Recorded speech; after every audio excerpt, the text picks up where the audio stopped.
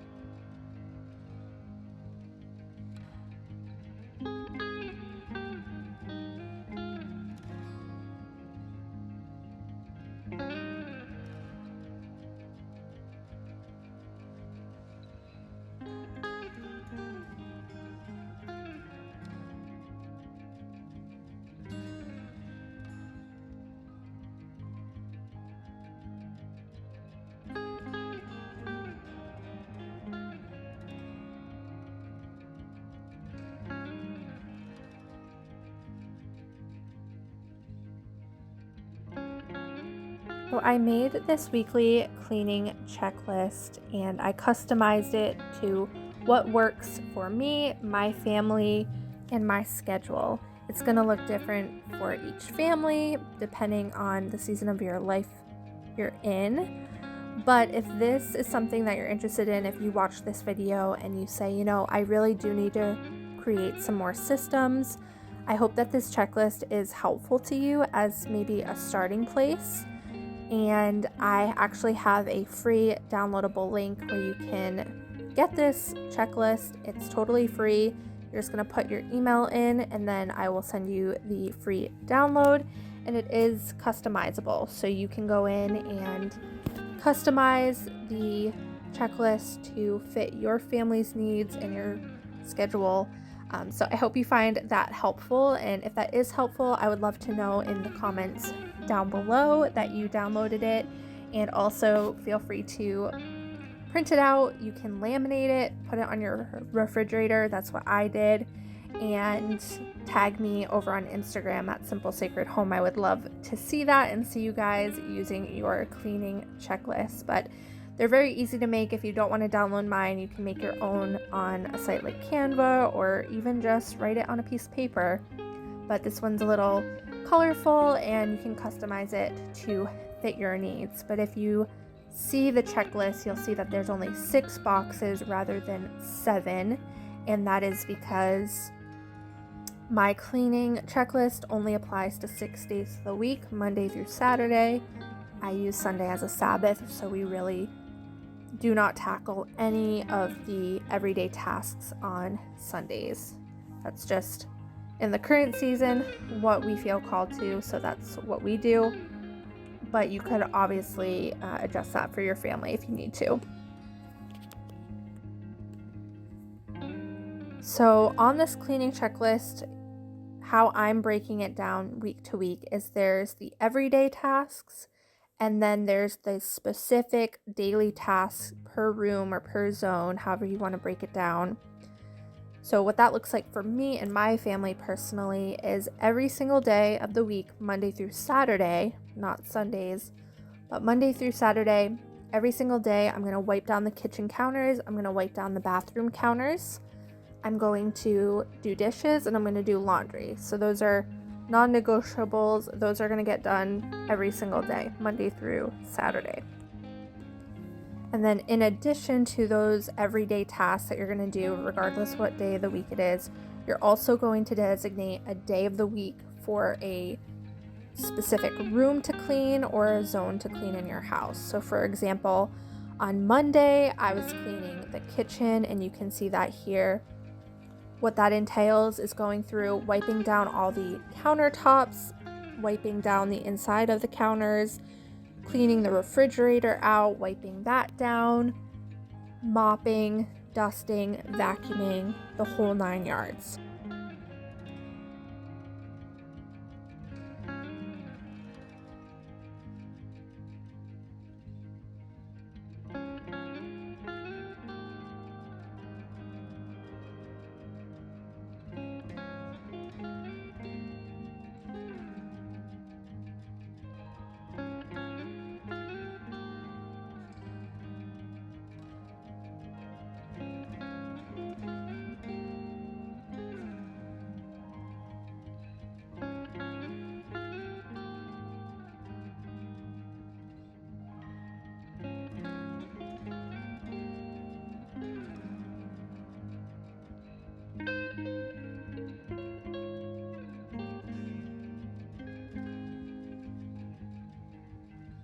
Thing I found from this week of implementing this new routine is how beneficial it is to do a load of laundry every day. Normally, laundry and dishes are one of those things that gets backed up so easily for me, and so by going down, taking a load of laundry out of the dryer, folding one basket of laundry, putting another load of laundry into the washing machine, and one load into the dryer, it just became a constant cycle, and I watched all of the backup of laundry start to dwindle, and it was just so nice to only have one basket of laundry to fold opposed to 3 or 4 baskets of laundry to fold. And so keeping up with that was huge this week.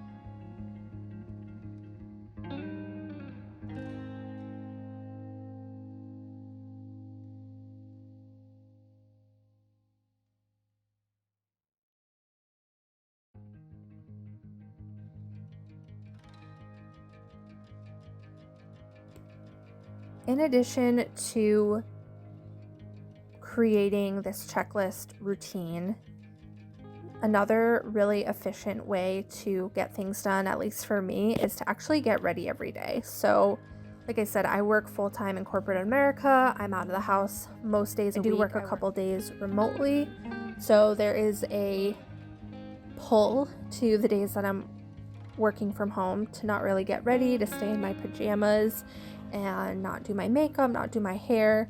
Those aren't requirements, but I feel so much more productive and willing to, in between, working and going on my lunch break, and once I get out of work, to get those other tasks done if I'm dressed and ready to go. So if that's not something you're doing, maybe you are full-time at home with your children or taking care of the home, or maybe you're working remotely full-time, I highly recommend taking the extra few minutes to get ready. It makes a huge, huge difference. For the rest of the week, I have these small clips here and there. On Wednesdays, I clean the bathroom, and on Thursdays, I clean the living room. I have other tasks for different days of the week. So Friday, I take care of the office/library. I don't have any footage of that this week. Saturdays, I take care of the master bedroom and the spare bedroom. But this has been so helpful, and I know this is just a little tiny glimpse of my week and what I've done, but this new routine is already proving in just 1 week's time to be so beneficial. So I know this might sound like common sense to somebody who's been a homemaker or a manager of their home for a long time.